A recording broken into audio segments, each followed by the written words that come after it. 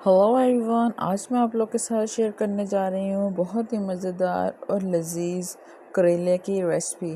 चले आइए स्टार्ट करते हैं। इतने लज़ेदार और मज़ेदार करेले आपने पहले कभी नहीं खाए होंगे। पहले हमने एक जाली वाली टोकरी में सारे करेलों को निकाल लेना है और फिर इनको अच्छी तरह से वॉश कर लेना है। हर करेले को रगड़ के वॉश करना है क्योंकि ये कड़वे होते हैं और अक्सर कभी कभार जब हम शॉप से ख़रीदते हैं दुकानदार से तो सब्ज़ी वाले भाई ने मतलब कि सफाई नहीं की होती, मिट्टी भी लगी रह जाती है। तो ये हमें वॉश करने के बाद इसको छांटी करेंगे ताकि ये करेले हमारे जो पानी से वॉश किए तो खुश्क हो जाएं।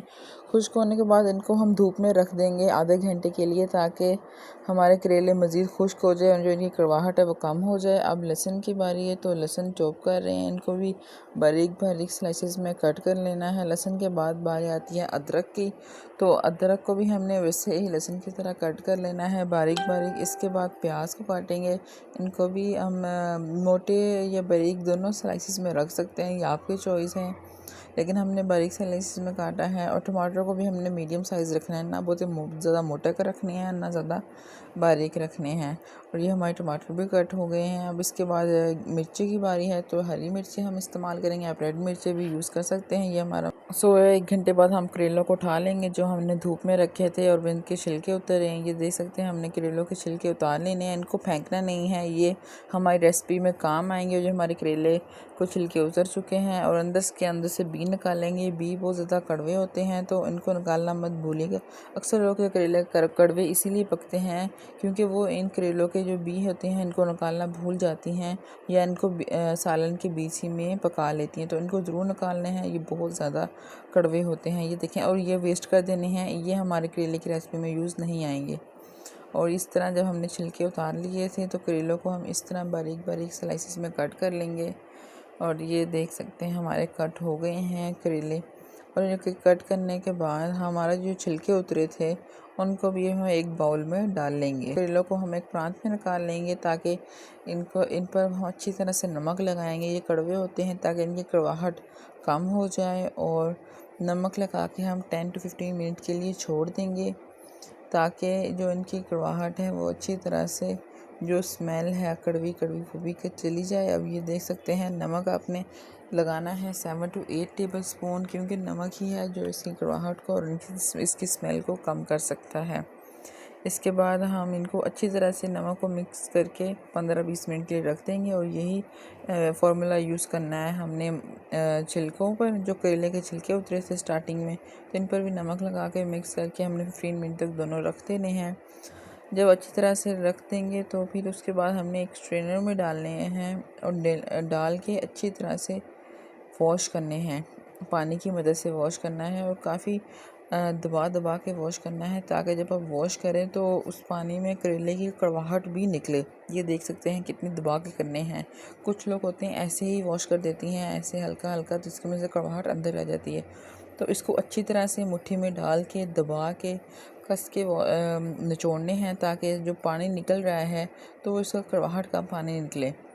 तो अब इसी तरह ही हम करेलों पर यूज़ करेंगे। करेलों को भी हम इसी तरह ही जाली वाली छाननी में डाल लेंगे ताकि जब हम वॉश करें तो इसका पानी है वो निकलता रहे। ये देख सकते हैं पहले हमने इस तरह वॉश करना है हल्का हल्का हाथों से, बाद में हम मुट्ठी की मदद से इनको निचोड़ना है अच्छी तरह से ताकि करेलों की कड़वाहट भी निकल जाए।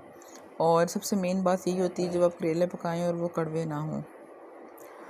तो बहुत से लोग कड़वे पकते हैं तो आप इस रेसिपी को फॉलो करेंगे या तो आपके करेले भी कड़वे नहीं पकेंगे। तो अब बारी है ग्रेवी की, तो हम 2 बाउल ऑयल के लेंगे सबसे पहले और इसको भी 5 मिनट तक हम गर्म करेंगे। गर्म करते ही हम अपने करेलों को ऐड करेंगे और करेलों को हम ऑयल के अंदर पकाएंगे जब तक इनका कलर चेंज नहीं हो जाता। और मैक्सिमम 10 to 15 मिनट्स में हम मीडियम फ्लेम में रख के पकाएंगे ताकि करेले हाई फ्लेम पे जल जाने का ख़तरा होता है। और ये देख सकते हैं हमारे ऑयल में करेले बॉईल हो रहे हैं, तो हमने ये रख दिया है। 15 मिनट्स के बाद जब देखा तो कलर चेंज हो चुका था, तो अब हम इनको स्ट्रेनर की मदद से करेलों को निकाल लेंगे और अच्छी तरह से स्ट्रेन करना है। याद रहे कि ऑयल ना लगा रहे, ज़्यादा ऑयली करेले ज़्यादा ऑयल भी लगाओ तो ऑयली करेले अच्छे नहीं रहते और ऑयल वैसे भी इतना नहीं अच्छा लगता। और ऑयल को अच्छी तरह से हमने स्ट्रेनर की मदद से निचोड़ लेना है ताकि कोई भी ऑयल लगा ना रह जाए। और इसके बाद हमने एक डिश में निकाल लेने हैं करेलों को। और सेकंड में भी हम दूसरी दफ़ा भी यही करेंगे। अब पहले की तरह करेलों को पहले स्ट्रेनर के अंदर डालेंगे और अच्छी तरह से छान के ट्रे के अंदर डालेंगे। अब इसी तरह ही हमने ये जो छिलके हैं जो निकाले थे, इनको भी इसके अंदर ऑयल के अंदर बॉईल करेंगे। इनको भी तब तक बॉईल करना है जब तक कलर चेंज नहीं हो जाता। तो इनको भी 15 मिनट तक बॉईल करते रहें। तो कलर चेंज हो गया है तो स्ट्रेनर की मदद से हमने अच्छी तरह से छान लिया है और ऑयल भी अच्छी तरह से हमने खुश्क करके निकाल लिए हैं। अब वो जो ऑयल बचा था तो उसी में हम ग्रेवी बनाएंगे। तो हम प्याज ऐड करेंगे। प्याज को भी 5 मिनट तक पकाएंगे ताकि इनका कलर चेंज हो जाए। प्याज के बाद भी फ़ौरन टमाटर डालेंगे। टमाटर को डालने के बाद इनको भी इसको पकाने के लिए छोड़ देंगे। तो ये हमारा जो अदरक और लहसुन जो हमने काटे थे, इनको एक कुंडी सोटे के अंदर डालेंगे और इनका पेस्ट बना लेंगे। क्योंकि खाने के दौरान ये अगर हम इसी तरह पकाएं तो ये इसी तरह पीसेस स्लाइसेस की तरह हमारे मुंह में आते हैं तो कड़वे होते हैं, तो टेस्ट ख़राब हो जाता है। तो इनका हमने पेस्ट बना लिया है। पेस्ट भी हम अंदर ऐड कर देंगे और ये मसाले में हमने अपनी ग्रेवी में पेस्ट भी ऐड कर दिया है और जो हरी मिर्चें थी उनको भी ऐड कर दिया है। हरी मिर्चों को अब हम इनको अच्छी तरह से हल कर लेंगे। सब जितनी भी हमने मसाले डाले हैं ग्रेवी को हल करने के बाद इसके बाद हम दोबारा मसालों की एडिशन करेंगे। नमक, गरम मसाला और हल्दी, इनको भी अच्छी तरह से डाल लेंगे।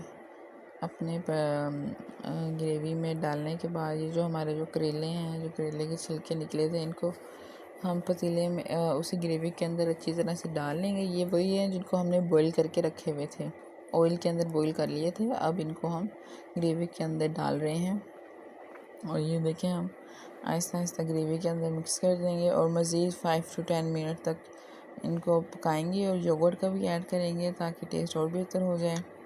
5 to 10 और फिर इसमें केचप भी ऐड करेंगे। केचप के बाद हॉट सॉस के बाद सोया सॉस भी ऐड करेंगे। इससे जो है हमारा टेस्ट बेहतर हो जाता है और अच्छा हो जाता है। तो ऐड करने के बाद हम रख देंगे 5-10 मिनट तक ये पकेंगे और 5-10 मिनट के बाद ये देखो हमारी फ़ाइनल लुक तैयार है।